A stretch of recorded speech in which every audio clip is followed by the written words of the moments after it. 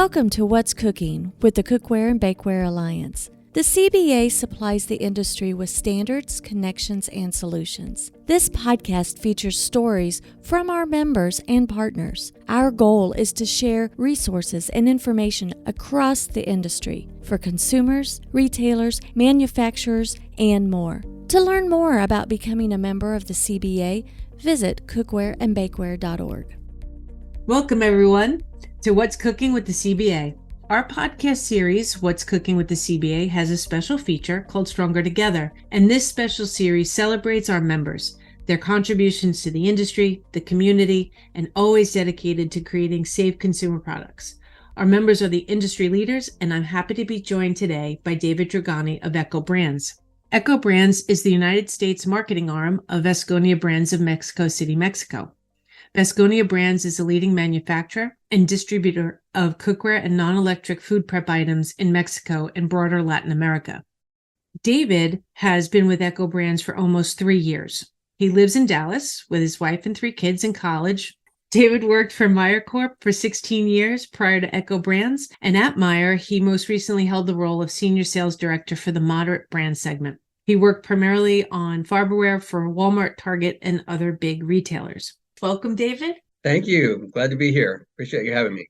So glad to have you here. Ekco joined us last year, and it's been great. You've been such a great participant in the Alliance. So I'm excited to help tell the story of Ekco on this series today. I want to jump right in with the fact that your main company is based in Mexico. So what would you describe as the difference between the Ekco brand perception in the U.S. and Mexico? That's something that I've learned a lot about since I took over. When I first came on with the company, we had a discussion about what to call the company. Should we call it the U.S. company? Should we call it Vasconia to match up with the Mexico naming? Or should we call the company Ekco? And we ultimately decided on Ekco because we felt the U.S. Legacy in housewares business and the residual brand awareness that we'd have from Ekco would be an advantage in the market. The interesting thing about the brand, though, is that in the U.S., most of the recognition is around the tool and gadget category, based on the fact that it was a tool and gadget company. It was passed around, the license was passed around multiple companies over many years. But in Mexico, Ekco is a very strong cookware brand. They actually have a dominant market share and probably one of the biggest distribution of any cookware brand in Mexico. So it's got powerful recognition on both sides of the border. So you've seen the challenges even in just trying to create the name for the company coming to the US because you saw the differences in the recognition. And many of our listeners, if you've been in the industry, you know that the Ekco brand name, and some newer may not. For those who are familiar with the name and have known your history and the tries in coming to the US market, why do you think Vasconia hasn't made that dent till now? It requires market expertise, and that's really why I was hired. I believe there have been tries in the past, and I'm not sure that management was fully committed to those attempts over time. To be honest, there's nobody left a notebook saying, here's what we tried to do last time, and we all just felt like it's a good time to try to get into the market. It's a major commitment from management. It's a long-term commitment. There's a really high emphasis placed with our senior leadership.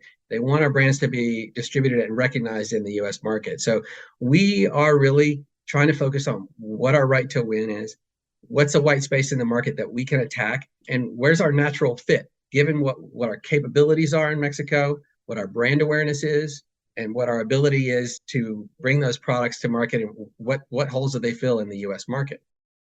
I love what you just said, too, about your right to win. So what do you feel is Vasconia Ekco's brand right to win here in the U.S.? It's really 2 things. One, I'll say brand awareness. Even though our brand awareness, if by normal measures, is not great when you look at the overall broad U.S. market.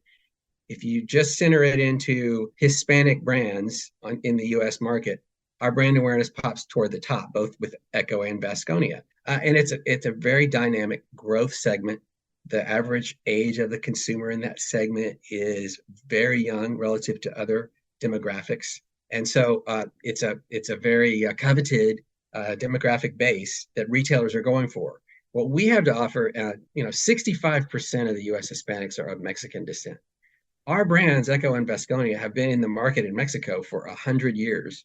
So there's a lot of inherent brand awareness that comes with that Mexican community. There's really not that many, maybe only one, if you think about it, other competitive, authentic Mexican brands on the market in the U.S.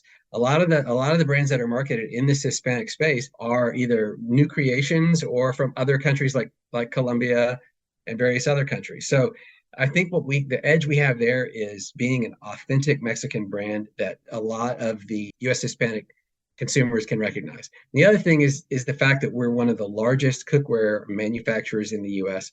I believe in North America. I believe we're the largest aluminum cookware manufacturer, both nonstick and not nonstick, in North America. So, and that's 45% of the U.S. cookware market. So what we have to offer there is tremendous lead time advantages over the rest of the world and tremendous advantages in supply chain, smaller MOQs. You combine that with the shorter lead times, you have a lot more flexible supply chain. A lot of retailers are talking about supply chain diversity. So I like to say, we're the nearshoring option for the industry today. And so those are the two areas where we focus. I love two things that you said when we were talking, and you mentioned it just now: diversity, diversifying. If anything, we've learned in so many parts of our society, it's important to diversify. But as far as supply chain goes, what we saw with COVID, if that really woke us up to it. So can you talk a little bit more about nearshoring and how that is an advantage to those who are looking to diversify their resources? Right. Nearshoring is something I try to promote. It's really buying products closer to where they're going to be sold. With regard to cookware, I think if you go and look at country of origin on most cookware floors in retail, you're going to see mostly Asia, probably 80%, just guessing. Most of that 80% is from China. So in the pandemic, like you mentioned, and that's right when we started. We started right in the middle of the pandemic. Nobody knew they had a problem until there was a big problem. Right. And then all of a sudden, everybody's talking about supply chain. Your grandmother's talking about supply chain at Christmas dinner. I mean, it's like it was a major issue. What that brought to light for retailers is, hey, we have all our eggs in one basket here. Because most of the companies that are supplying us cookware are making that in China. And that has to come over on the boat. It has to be on the container. And now we know how it can be fragile.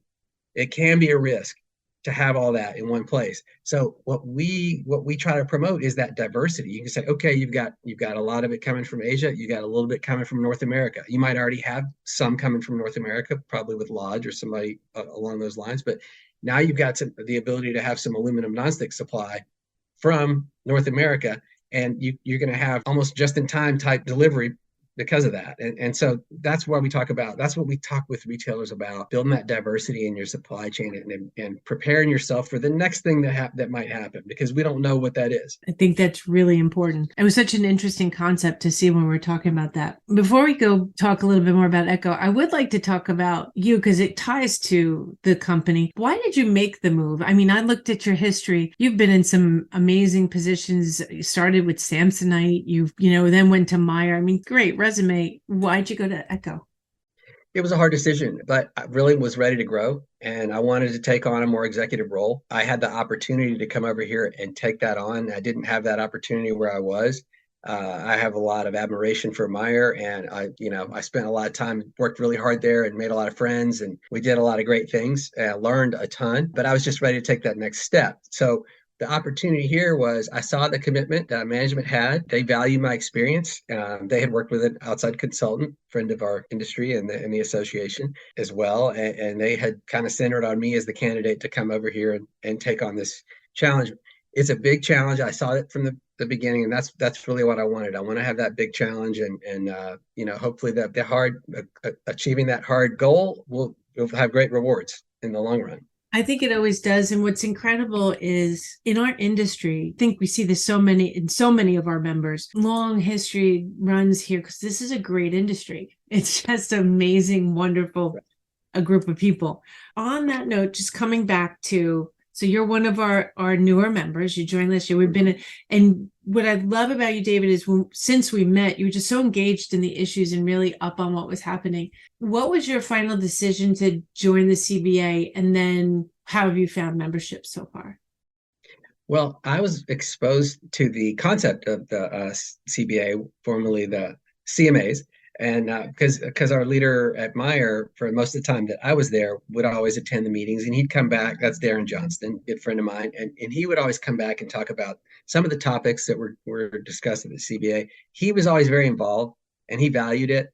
And I admire him, and so I really and I felt like I carried that idea with me, even though I hadn't been able to attend the meetings based on my role at Meyer. So I had never had any direct contact. You and I began talking shortly after I came over here, and I want to be involved, and I want to know what's going on in the industry, and I want to help be part of the promoting the positives that we bring to market, and really brainstorming and thinking about how we can be better for the consumer and how we can grow this business. And what we know about cookware, it's a fixed pie industry. I like to say it doesn't really grow dynamically unless you have COVID.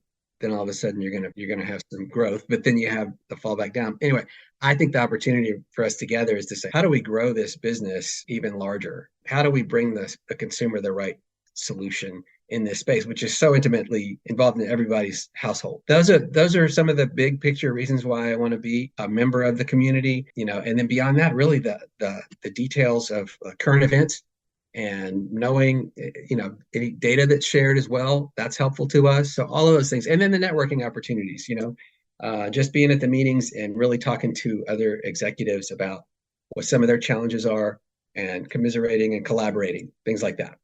That's a great thing. And I just want to give a shout out to you because you are part of one of our newest and really focused subcommittees, the sustainability subcommittee, which is a big topic for us.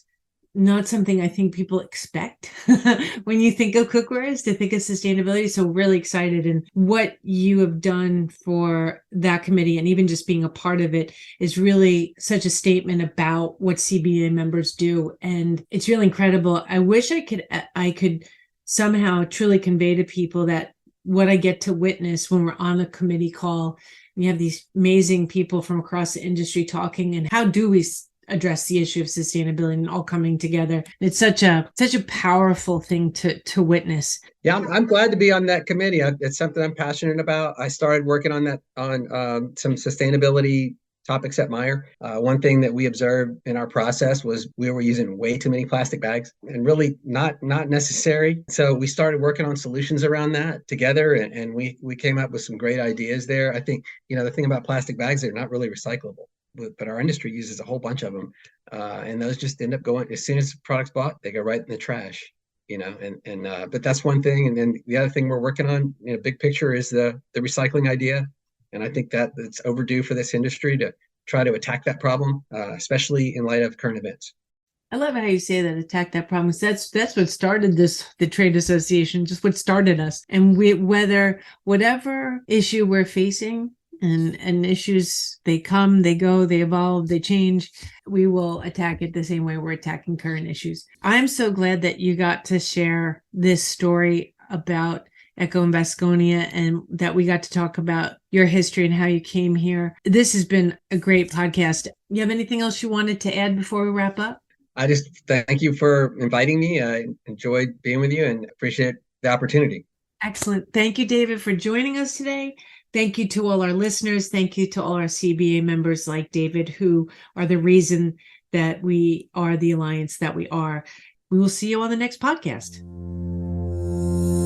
You've been listening to What's Cooking with the Cookware and Bakeware Alliance. For more resources about the cookware and bakeware industry and information about becoming a member, visit our website, cookwareandbakeware.org.